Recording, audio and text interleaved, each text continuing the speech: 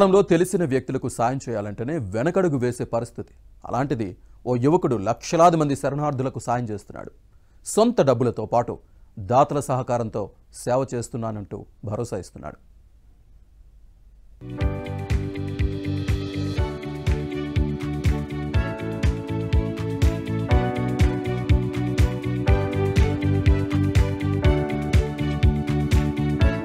దేశంలో లక్షలాది మంది శరణార్థులు ఉన్నారు. హిందువులు, సిక్కులు, బుద్ధిస్తులు, మైనార్టీలకు చెందినవారు.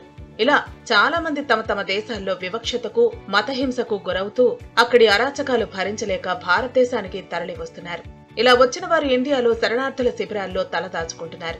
అయితే పాకిస్తాన్, బంగ్లాదేశ్ నుంచి వచ్చిన శరణార్థులకు, ముఖ్యంగా హిందూ శరణార్థులకు ఏపీలోని ప్రకాశం జిల్లాకు చెందిన కిరణ్ చుక్కపల్లి ఆపద్బాంధవుడుగా నిలుస్తున్నారు. దేశంలో శరణార్థుల శిబిరాలు ఎక్కడున్నా అక్కడికి వెళ్లిపోయి సాయం చేస్తూ ఉంటారు.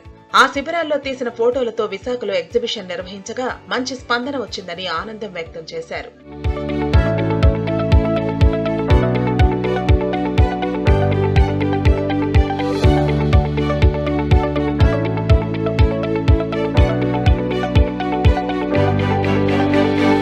దేశంలో శరణార్థుల శిబిరాల్లో ఉన్న వారికి థింక్ పీస్ అనే సంస్థ ద్వారా కిరణ్ చుక్కపల్లి సహాయ కార్యక్రమాలు అందిస్తున్నారు. అలాగే కొంతమంది వాలంటీర్లు, దాతల సహాయంతో వారి జీవితాల్లో ఆనందం నింపుతున్నారు. గత 6 ఏళ్లలో 92 క్యాంపుల్లో 3,27,000 మందికి తమ సంస్థ ద్వారా సేవలు అందించడం గర్వంగా ఉందని కిరణ్ చుక్కపల్లి చెబుతున్నారు.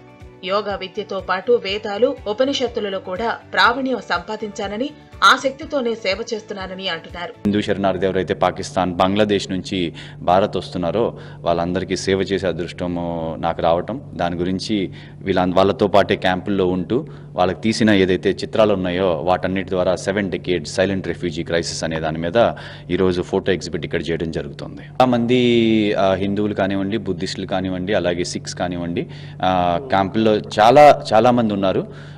కానీ మా యొక్క శిబిరాల్లోనే ఇప్పుడు లాస్ట్ 6 ఏళ్లలో 92 క్యాంపుల పైన వాటిల్లో 3,27,000 మందికి పైగా మా సంస్థ ద్వారా మేము సేవలు అందించడం జరిగింది. సో నేను వారి గురించి మాత్రం చెప్పగలను ఎన్ని నెంబర్స్ ఉన్నాయనేది. శరణార్థుల శిబిరాల్లో ఉన్న వారి బాధను ఎవరూ పట్టించుకోవటం లేదని కిరణ్ చుక్కపల్లి ఆవేదన వ్యక్తం చేస్తున్నారు. వీళ్లంతా పొరుగు దేశాల్లో మతపరమైన హింసను భరించలేక మన దేశానికి వస్తున్నారని, ఇలాంటి వారి కోసం కేంద్ర ప్రభుత్వం ఒక పాలసీని తీసుకొస్తే బాగుంటుందని అంటున్నారు. పాకిస్తాన్, హిందూ, బంగ్లాదేశ్ నుంచి ఎవరైతే వస్తున్నారో వాళ్ళకి సిఏఏ కానివ్వండి, ఇలాగా తప్పకుండా గవర్నమెంట్ అయితే కొన్ని ట్రయల్స్ చేయడం జరిగింది. కానీ నేనేమంటానంటే ఎప్పుడైనా కూడా ఒక ఇంటి నుంచి ఒక ఇంటికి మారితేనే మనకు చాలా కష్టంగా ఉంటుంది అన్నీ ఉన్న వాళ్ళకి. అలాంటిది ఒక దేశం వదిలి ఇంకో దేశం 4,000 పట్టుకుని వస్తున్న వాళ్ళకి మొదటి 6 నెలలు నరకం చూస్తూ ఉంటారు. వాళ్ళని ఒక రెస్పెక్ట్తో, ఒక డిగ్నిటీతో మన భారతదేశంలోని వాళ్ళని తీసుకోవటం మన కనీస బాధ్యత. మనం ఎంత చేసినా కూడా ఇన్ ద ఎండ్ గవర్నమెంట్ ముందుకు వస్తే ఆ ధైర్యమే వేరు.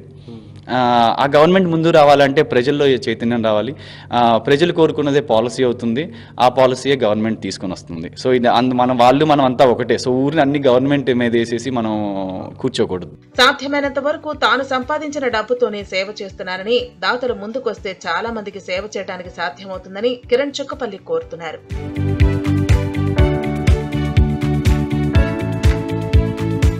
Think peace founder Kiran Chukkapalli చేస్తున్న దేశ సేవ వివిధ దేశాల్లోని అక్కడ బతకలేని హిందువులు చాలామంది భారతదేశానికి వస్తున్నారు. వారందరూ కూడాను భారతదేశంలో ఉన్న శరణార్థి శిబిరాల్లోని తలదాచుకుంటున్నారు. వారు ఎన్నో కష్టాలు పడుతున్నారు, వాళ్ళన్నింటినీ ఆదుకుంటున్నారు. అంతేకాకుండా ఇలా శరణార్థులుగా వచ్చే వారందరినీ కూడాను కేంద్ర ప్రభుత్వం కూడాను తమ వంతు సాయం చేయాలని కోరుతున్నారు. వీడియో జర్నలిస్ట్ రాజశేఖర్తో రామకృష్ణ, ఏబిఎన్ ఆంధ్రజ్యోతి, విశాఖపట్నం.